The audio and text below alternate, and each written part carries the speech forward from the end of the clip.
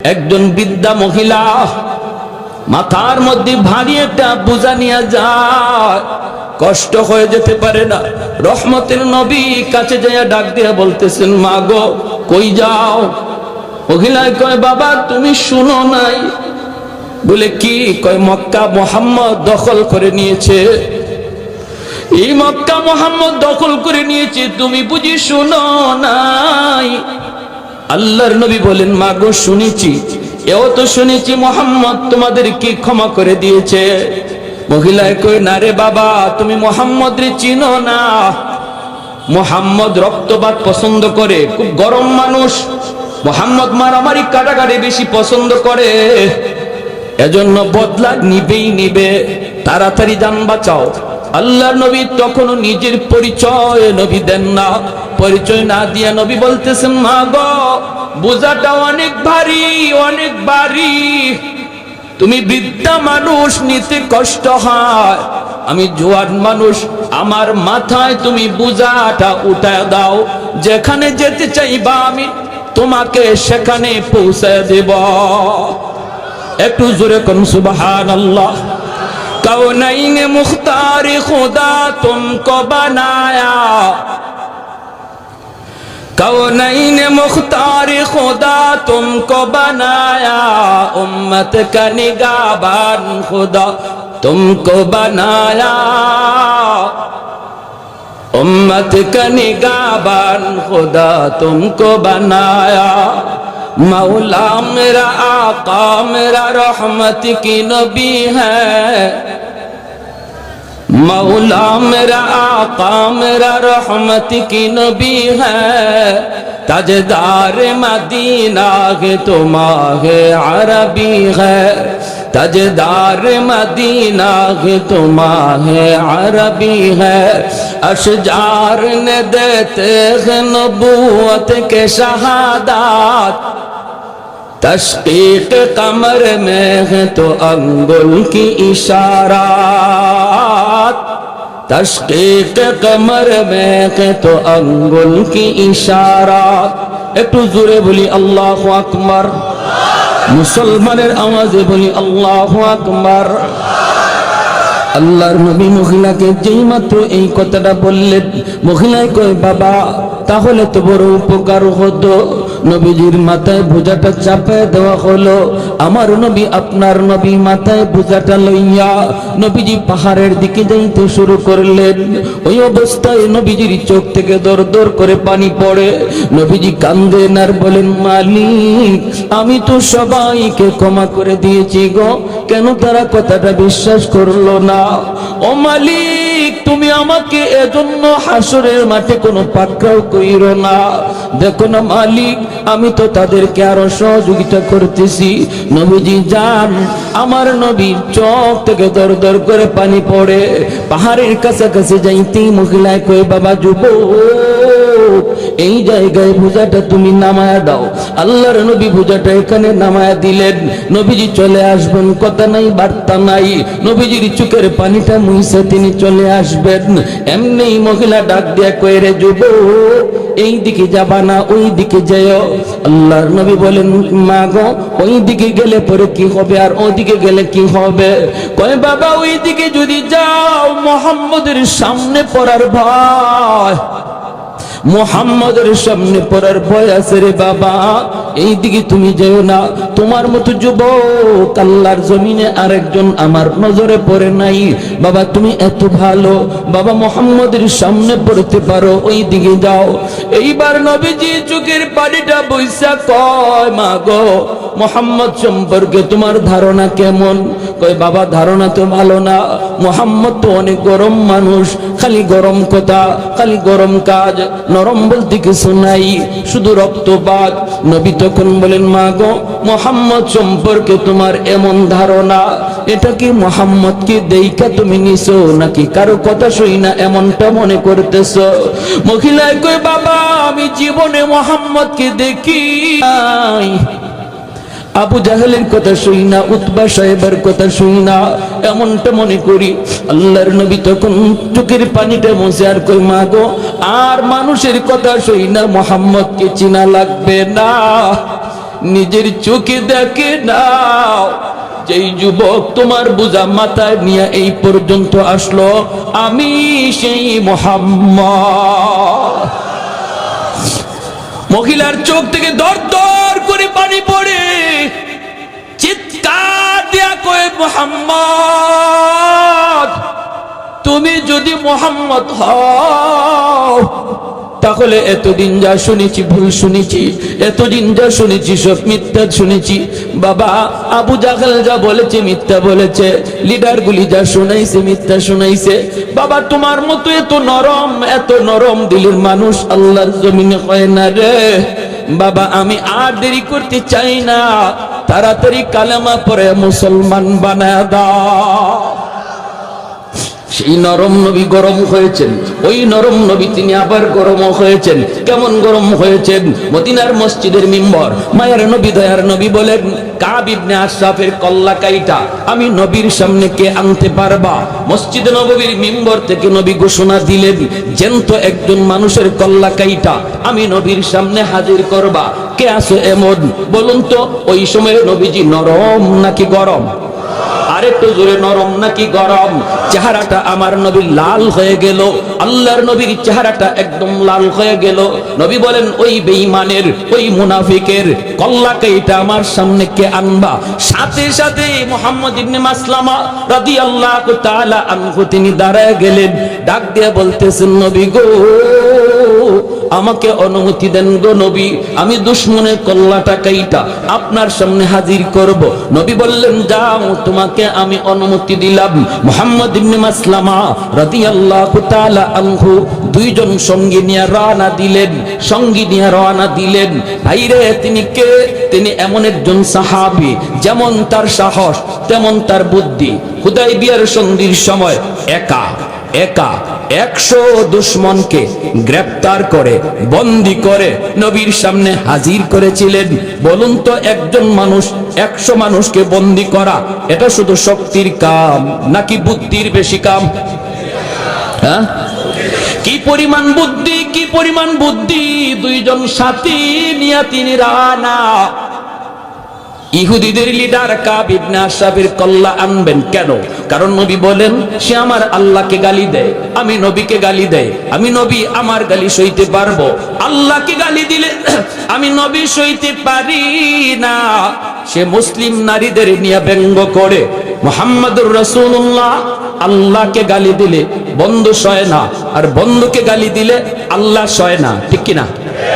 এর নাম হলো মহব্বত। এর নাম মহব্বতের মানুষকে কেউ যদি গালি দেয়, সত্যিকারের আশিক রাসূল সেটা সইতে পারে না। যে বলবে আমার নবীকে আমি মহব্বত করি, ভালোবাসি, নবীকে গালি দিলে আশিক রাসূল ঘরে বসে থাকতে পারে না, সে অবশ্যই জবাব দিবে, রাজপথে নামবে, রক্ত দেখলে রক্ত দিতে প্রস্তুত হবে। বাংলার জমিনে কি পরিমাণ সত্যিকারের আশিক রাসূল আছে প্রমাণ হয়েছে।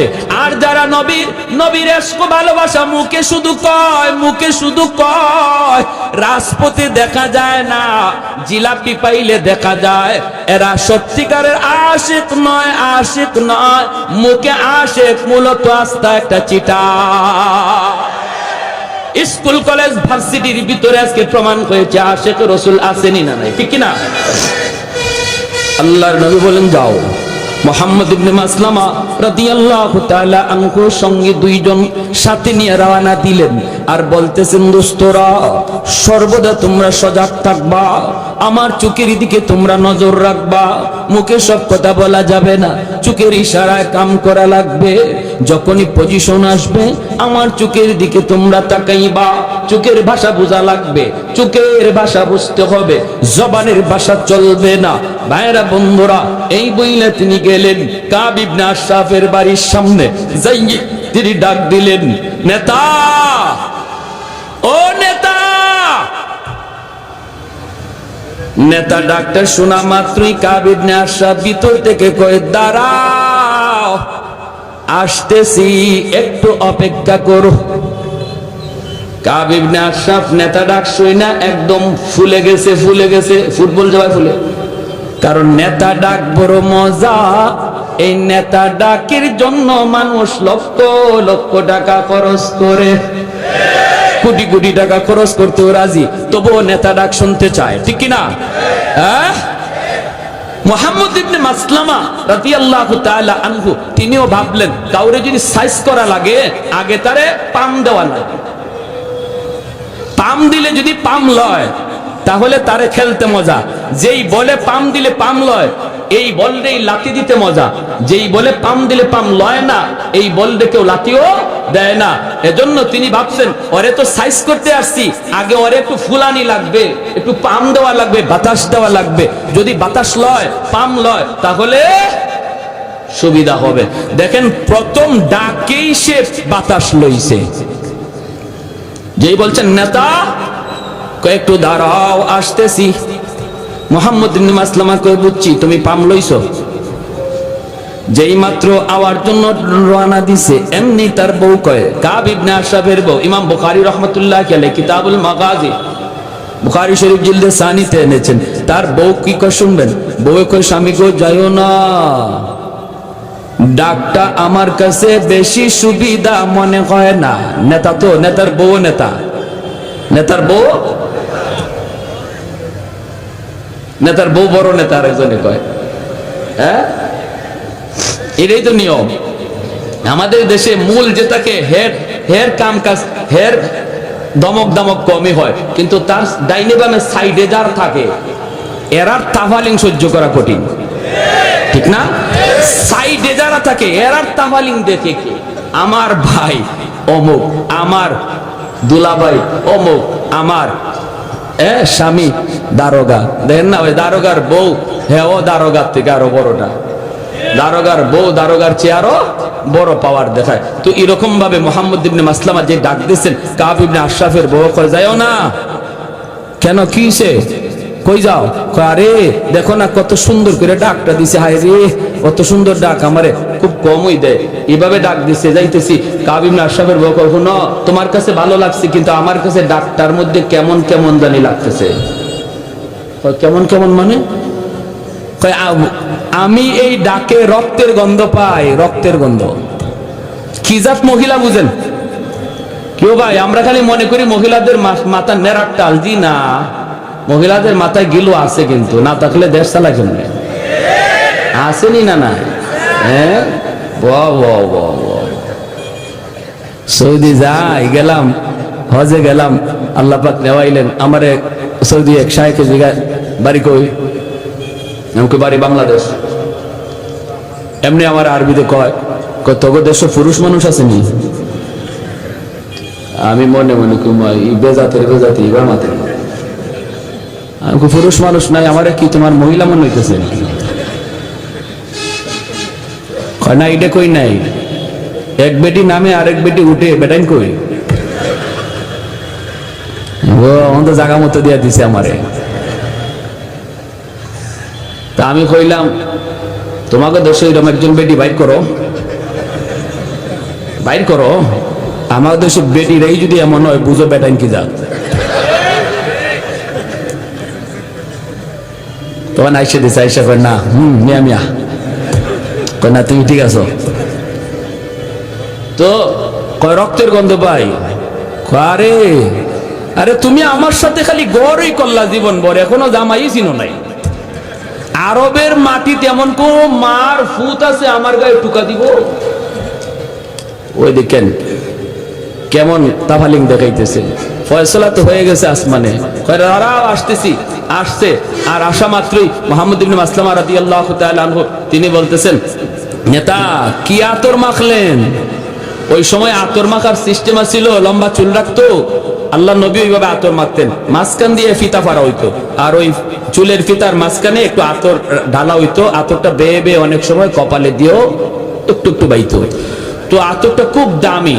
মুহাম্মদ ইবনে মাসলামার ওনার উদ্দেশ্য হইল তো খালি ওরে পাম দেওয়া, পাম বেশি দেওয়া। আয়া আসার লগে লগে বলতেছেন নেতা কি আতর মাখলেন, এত গ্রাম? হে কয় আরে এই আতর তোরা পাবি কই, তোরা ফকিন্নির জাত। আরে আমরাই তো এই আতর মাখি, এটা আরবের সবচেয়ে দামি আতর। মুহাম্মদ ইবনে মাসলামা কয় এবারও তুমি পাম লইছো, তোমারে তো আমি খেলবো, তোমারে নিয়া টার্গেট হইলো এটা। তো নেতা, এই আতরটা কি আমি একটু শুনতে পারি? আমার নাক দিয়া কয় হ্যাঁ হ্যাঁ হ্যাঁ, কত মাথাটা একটু নোয়ান। ওই শুরু হয়েছে, মাথাটা একটু নোয়ান, আতরটা একটু শুনবো। কয় হ্যাঁ হ্যাঁ, এই যে নাও নাও। মাথাটা নয়া মাথাটা আগায় দিছে, আর চুল তো লম্বা, চুলটা মাঝে ধরছেন দইরা আতর শুনবার নিয়ত করে টান দিয়ে কল্লাটা কাছে আনছেন। সাথের দুজনের চোখ দেখুন, তোরা এখনো দেরি করস কে? দেখোস না বলির ফাটা হয়ে গেছে? টান কইরা ধরে রাখছেন, বলির ফাটা, আর দেরি করস কে? আর তো দেরি নেই, সাথে সাথে তলোয়ার বসায় দিয়েছেন, দেহ থেকে কল্লাটা আলাদা হয়ে গেছে।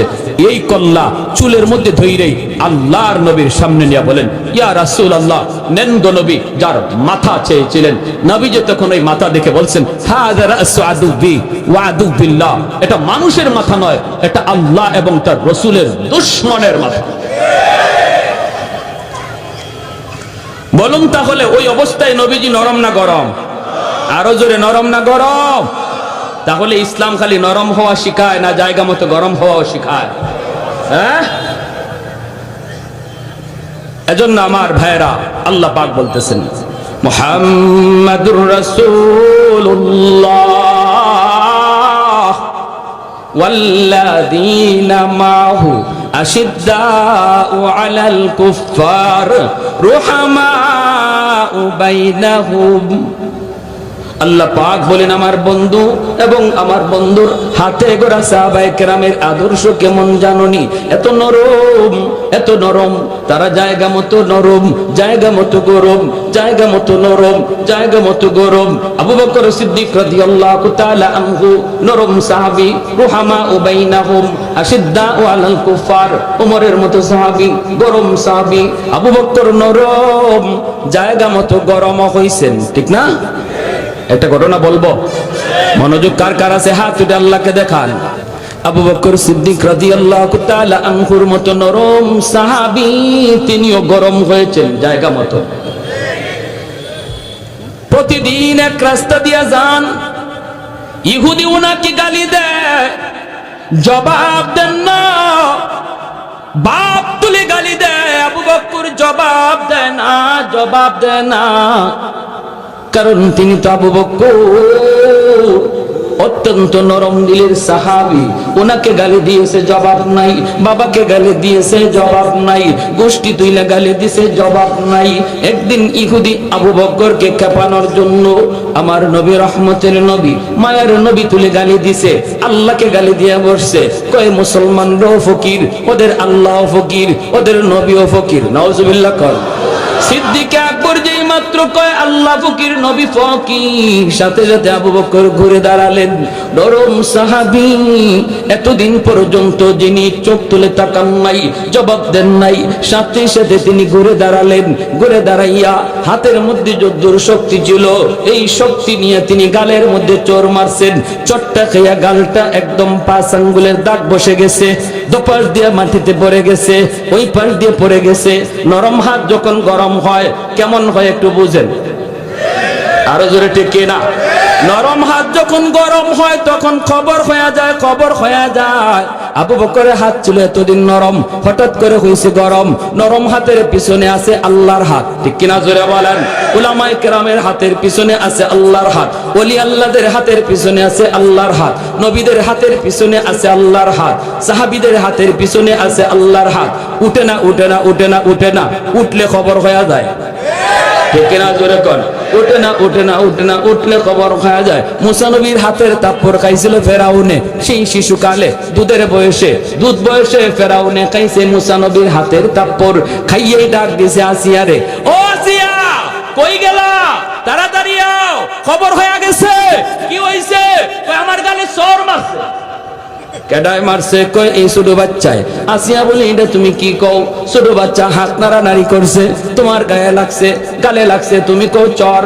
বাচ্চারা এমনি তো হাত নাড়ানাড়ি করে। ফেরাউনে কই, না গো আসিয়া, চটটা আমি খাইছি, আমি বুঝি। ইডা বুজ্জা মারছে না না বুজ্জা মারছে আমি বুঝছি ভালো কইরা। ছোট মানুষের সন্না ঈশ্বরের মাঝে কি শক্তি আছিল এটা আমি টের পাইছি। তাহলে বুঝলেন নবীদের হাতের পিছনে আল্লাহর হাত উঠে না, উঠে না, উঠলে খবর হয়ে যায়, ঠিক কিনা? উলামায়ে কেরাম হাত তুলে না, তুলে না, তুলে না। উলামায়ে কেরাম নরম জাতি, নরম থাকতে দাও। উলামায়ে কেরাম হাদিস পড়ায়, উলামায়ে কেরাম দিনের কাজ করে, দিনের কাজ করতে দাও। তোমরা মরা গরুর হাড্ডি চাবাও, যা মন চায় তা চাবাও। আমাদের কোরআনে আঙ্গুল দিও না, আমাদের টুপিতে আঙ্গুল দিও না, মুসলমানের দাড়িতে আঙ্গুল দিও না, নামাজে আঙ্গুল দিও না। উলামায়ে কেরাম যাদের উসিলায় আল্লাহ জমিনে রহমত নাজিল করে, এদেরকে নিয়ে ষড়যন্ত্র করবা না, ষড়যন্ত্র করবা না। মনে রাখবা, যদি করো, যদি আঙ্গুল তুলো, যদি কোরআনে আঙ্গুল তুলো, তাহলে এই নরম হাত কিন্তু গরম হয়ে যায় মুসা নবীর হাতের মতো, আবু বকরের হাতের মতো, ঠিক কিনা? জোরে কও। যে যে লাইনে আসো এই লাইনে পণ্ডিতি করো, আরেক লাইনে যাও না। তুমি তোমার ইঞ্জিনিয়ারি লইয়া আসো, এই লাইনে পণ্ডিতি যা পারো করো। আমরা তোমার ইগানোকে পণ্ডিতি করি না। তুমি ডাক্তার, ডাক্তারি লইয়া আসো, এই লাইনে পণ্ডিতি করো। আমরা এই লাইনে গিয়ে কথা কইও না, কারণ এই লাইনে আমরা পণ্ডিত না। কিন্তু আমরা যে লাইনে পণ্ডিত, এই লাইনে পণ্ডিতি করতে আইও না। ইগানো করার আগে একটু বুঝছো, তুমি মেজর হও আর ডাক্তার হও আর যাইও, যত যা কিছুই হও, যার যার পণ্ডিতি যার যার সাবজেক্টের উপর, ঠিক কি না? উলামায়ে কেরামের কথার ভুল ধরতে গেলে এই লাইনে তোমাকে আগে পণ্ডিত হওয়া লাগবে। সবাইকে এই কথা জেনে রাখা উচিত। আপনাদেরকেও যারা বগলের নিচে বুখারী শরীফ লইয়া লইয়া উলামায়ে কেরামের বিরুদ্ধে কথা কয়, উলামায়ে কেরামের বিরুদ্ধে পণ্ডিতি করে, কয় নামাজ হয় না, মৌলবীদের কথা ঠিক না, মৌলবীদের কথা মতো জুম্মা পড়লে জুম্মা হবে না, জানাজা পড়লে জানাজা হবে না, রুকু ইবাই করলে হয় না, হাত ইবাই বাঁধলে হয় না, এমন যত ধরনের পণ্ডিতি করে বগলের তরে বাংলা বুখারী লইয়া। আমি ভালো করে বলতে চাই, মনে রাখবা, পণ্ডিতি যার যার সাবজেক্টের উপরে। যদি আপনাদেরকে কেউ এমন পণ্ডিতি করতে বলে, পরিষ্কার টান দিয়ে দুইরা মুফতি সাহেবের কাছে আনবেন, মুহাদ্দিস সাহেবের কাছে আনবেন, দেখেন তার পাতলা পায়খানা শুরু হয়ে যাবে।